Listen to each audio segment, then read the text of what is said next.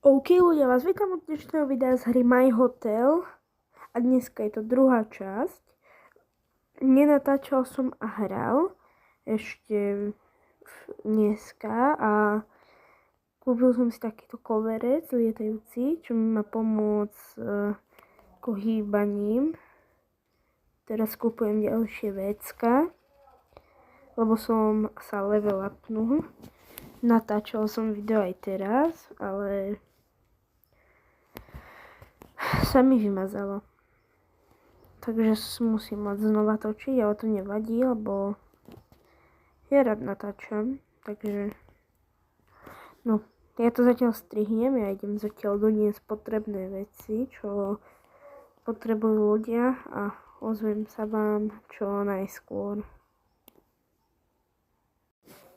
Konečne si môžeme kúpiť loadera, on bude všetko donášať a doplňať ako na záchodoch a tak. Máme aj splnené questy, takže super.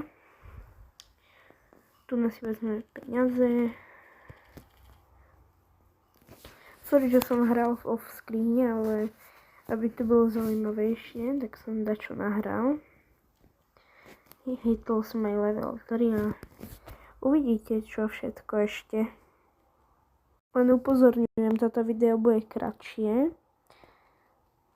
aby sa dalo kúkať. Iba kvôli tomu, že sa mi moc nechce teraz. Takže sa ozvem potom. Ok ľudia, teraz vám ešte ukážem, ako sa dávajú izby na level 3. Teraz som ju dal na level 3 a dám ju na tento štýl asi, lebo sa mi páči najviac. No. Ešte chytro idem pozrieť tu na ako sa darí kase.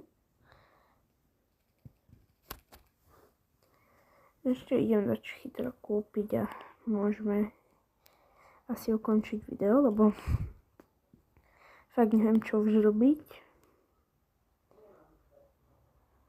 Hop. Tak nakúpime ďalší level 3. Iba by som potreboval peniaze. No vidíte, že dávate peniažky.